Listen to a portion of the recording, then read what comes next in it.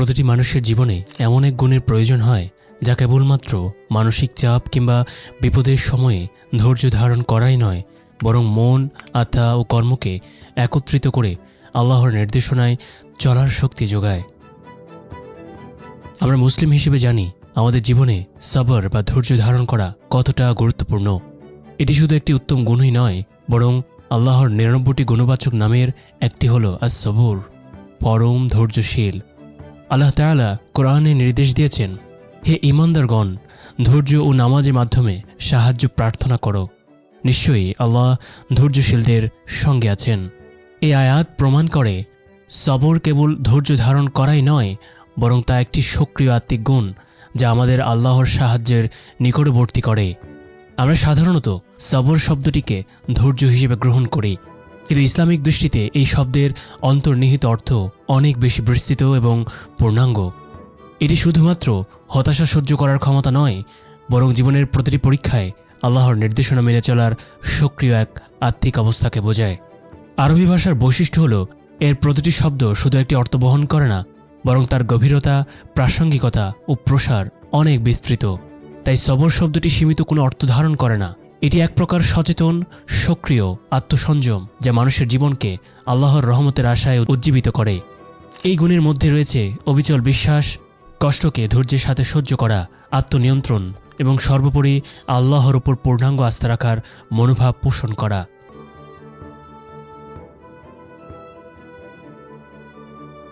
ইংরেজি শব্দ পেশেন্স সাধারণত একটি নেতিবাচক প্রক্রিয়াশীল শব্দ হিসেবে ব্যবহৃত হয়, অর্থাৎ কোনো বিপদ বা পরীক্ষার পরে আপনি নিঃশব্দে সহ্য করছেন। কেউ কেউ মনে করেন ধৈর্য মানে চুপচাপ বসে থাকা এবং অলৌকিক কিছু ঘটার অপেক্ষা করা, কিন্তু এটি ইসলামের দৃষ্টিতে সবর নয়। সবর কেবল হতাশা সহ্য করা নয়, বরং এটি একটি সচেতন ও নিয়ন্ত্রিত সংগ্রাম। এটি নিজেকে সংযত রাখার আত্মসংযমের এক প্রক্রিয়া, যেখানে নফসের বাসনা ও আবেগকে নিয়ন্ত্রণ করা হয় এবং একই সাথে ক্রমাগত চেষ্টা চালিয়ে যাওয়া হয়। আসল সবর হলো একটি সক্রিয় গুণ যার ভেতরে আছে চেষ্টা, কষ্টকে সহ্য করে এগিয়ে চলা এবং নিজের নফসকে সংযত রাখা। যেমনটি তাওয়াক্কুলের ক্ষেত্রে দেখা যায়, তা শুধু বিশ্বাসে বসে থাকায় নয়, বরং চেষ্টা চালিয়ে যাওয়ার পর আল্লাহর উপর ভরসা করা।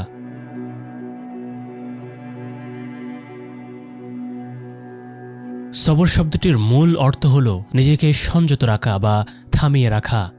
এর আক্ষরিক অর্থ হয় স্থিরতা, দৃঢ়তা কিংবা অটল থাকা।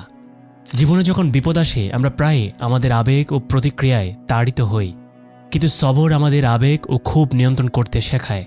এই স্থিরতা দিয়ে আমরা নিজের অবস্থার অস্থিরতাকে প্রশমিত করি এবং সংকটকে পরাস্ত করি।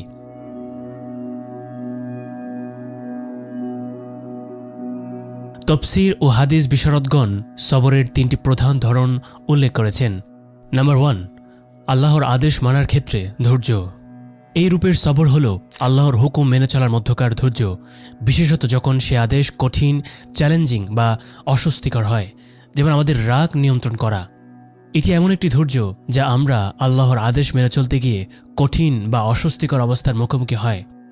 উদাহরণস্বরূপ সূরা আলে ইমরানে আল্লাহ তাআলা বলেন, যারা সুসময়ে ও দুঃসময়ে ব্যয় করে এবং ক্রোধ সংবরণ করে ও মানুষকে ক্ষমা করে, আর আল্লাহ সৎকর্মশীলদের ভালোবাসেন। ক্রোধ একটি স্বাভাবিক মানবীয় অনুভূতি, কিন্তু কেউ যখন ইচ্ছা করে নিজেকে দমন করে এবং রাগের সময় সংযত থাকে, তখন সে সবরের এই রূপকে বাস্তবে প্রয়োগ করছে। এটি শুধু নিষ্ক্রিয়ভাবে রাগ সহ্য করছে এমন নয়, বরং রাগ আসার পরেও নিজের নফসকে নিয়ন্ত্রণ করে সঠিক আচরণ করা, এটাই হলো প্রকৃত সবর। এই রূপের সবর হলো সক্রিয় আত্মসংযম যা আমাদের নৈতিকতা ও চরিত্রকে পরিপূর্ণ করে।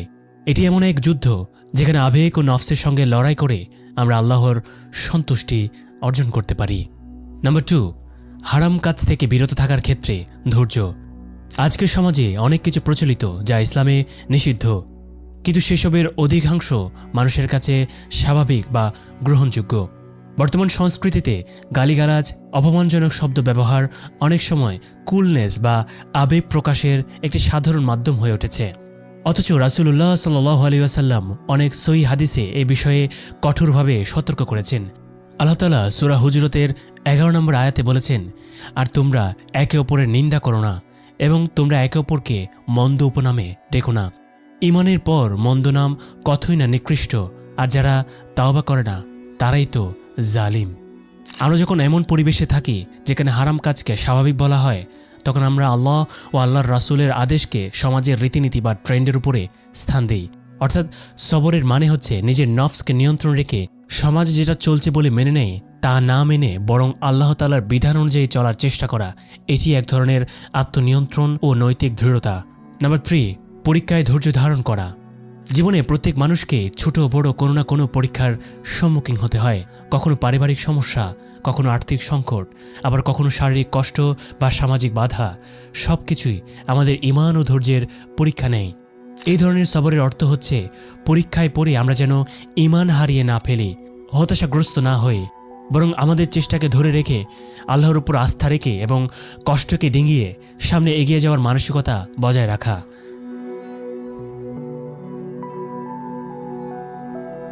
মক্কায় নবুয়তের প্রথম 13 বছর রাসূলুল্লাহ সাল্লাল্লাহু আলাইহি ওয়াসাল্লাম যেসব প্রতিকূলতা ও নির্যাতনের মুখোমুখি হয়েছেন তা মানবতার ইতিহাসে এক বিরল অধ্যায়। তিনি চরম অবহেলা, গালমন্দ, সামাজিক বয়কট, এমনকি শারীরিক নির্যাতন সহ্য করেছেন। তবু তিনি কখনো হাল ছাড়েননি, বরং নামাজে ছিলেন অটল, দাওয়াতে ছিলেন নিবেদিত, আল্লাহর প্রতি বিশ্বাসে ছিলেন অবিচল। নবী করিম সাল্লাল্লাহু আলাইহি ওয়াসাল্লাম শুধু আল্লাহর দাওয়াত পৌঁছে দিচ্ছিলেন না, বরং তার জীবন ছিল ধৈর্য ও স্থিতিশীলতার এক অনন্য আলোকবর্তিকা।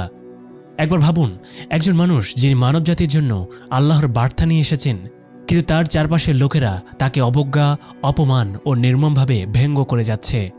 এমন পরিবেশে অধিকাংশ লোক হতাশাগ্রস্ত হয়ে যেত। কিন্তু নবী করিম সাল্লাল্লাহু আলাইহি ওয়াসাল্লামের প্রতিক্রিয়া ছিল অন্যরকম। তিনি কখনো দমে যাননি, কখনো হাল ছাড়েননি। এটাই হলো সবর, এক গভীর আধ্যাত্মিক শক্তি যা মানুষকে জীবনের সর্বকঠিন পরীক্ষায় অটল রাখে। নবী সাল্লাল্লাহু আলাইহি ওয়াসাল্লামের নামাজের স্থিরতা, দাওয়াতের নিবেদন এবং আল্লাহর প্রতি বিশ্বাস আমাদের শেখায় কিভাবে বিপদ ও সংকটের মধ্যে আল্লাহর নির্দেশনায় অটল থাকা যায়।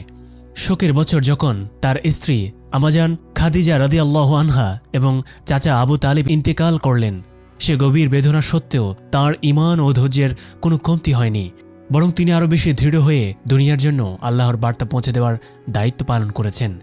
আমরা কখনোই তার মতো উচ্চ মর্যাদার ঈমানদার হতে পারবো না, কারণ তিনি তো মানব জাতির শ্রেষ্ঠতম।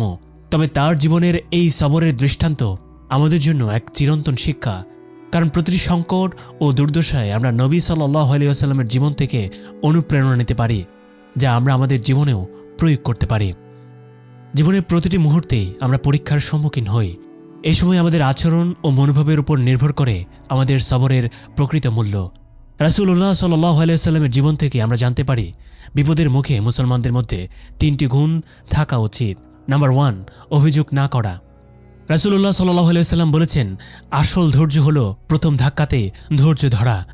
অর্থাৎ যখন আমাদের জীবনের বিপদ আসে তখন আমাদের মন প্রথমেই যেন শান্ত থাকে। আমরা যদি প্রথমেই অভিযোগ শুরু করি তাহলে আমরা আল্লাহর ফয়সালা নিয়ে অসন্তুষ্ট হয়ে পড়ি। এটা এক ধরনের বিশ্বাসের অবক্ষয়। বিপদের সময় আমাদের উচিত ধৈর্য ধারণ করা, অর্থাৎ সব কিছুতেই আল্লাহর কৃতজ্ঞতা জ্ঞাপন করা। কারণ আমাদের জ্ঞান সীমিত, কিন্তু আল্লাহ তো সর্বজ্ঞ, তিনি আমাদের জন্য ভালো কিছু রেখেছেন, এই বিশ্বাসে অটল থাকা। নাম্বার 2, চেষ্টা বন্ধ না করা। সবর মানে কখনো হাল ছেড়ে বসে থাকা নয়।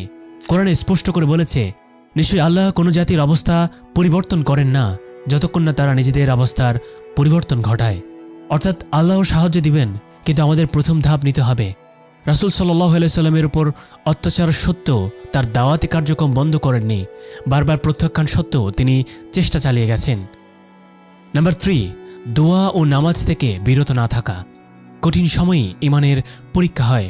বিপদে আমাদের উচিত আল্লাহর সঙ্গে সম্পর্ককে আরও গভীর করা। দোয়া হলো এই সম্পর্কের সর্বশ্রেষ্ঠ অস্ত্র। রাসূলুল্লাহ সাল্লাল্লাহু আলাইহি ওয়াসাল্লাম কঠিন সময়ে দোয়া ও নামাজ থেকে সরে যাননি। দোয়া ও নামাজে ছিল তার শক্তির উৎস, যা তাকে অটল রেখেছিল। আমরা যখন বিপদে পড়ি তখন আমাদের উচিত আল্লাহর কাছে হাত বাড়িয়ে দোয়া করা, কারণ তিনিই একমাত্র যিনি আমাদের দুর্বলতাকে দূর করতে পারেন। কুরআন ও হাদিসে ধৈর্যধারীদের জন্য বহু প্রতিদানের কথা উল্লেখ রয়েছে। সূরা আলে ইমরানে আল্লাহ তাআলা বলেছেন, আর কত নবী ছিল যার সাথে থেকে অনেক আল্লাহওয়ালা লড়াই করেছে, তবে আল্লাহর পথে তাদের উপর যা আপতিত হয়েছে তার জন্য তারা হতোদ্যম হয়নি, আর তারা দুর্বল হয়নি এবং তারা নত হয়নি। আর আল্লাহ ধৈর্যশীলদের ভালোবাসেন। এই ভালোবাসা এমন এক পুরস্কার যার পরিমাণ নির্ধারিত নয়। অর্থাৎ আল্লাহ আমাদের প্রতি বিশেষ করুণায় সিক্ত করেন যখন আমরা কঠোর পরিস্থিতিতে ধৈর্য ধারণ করি।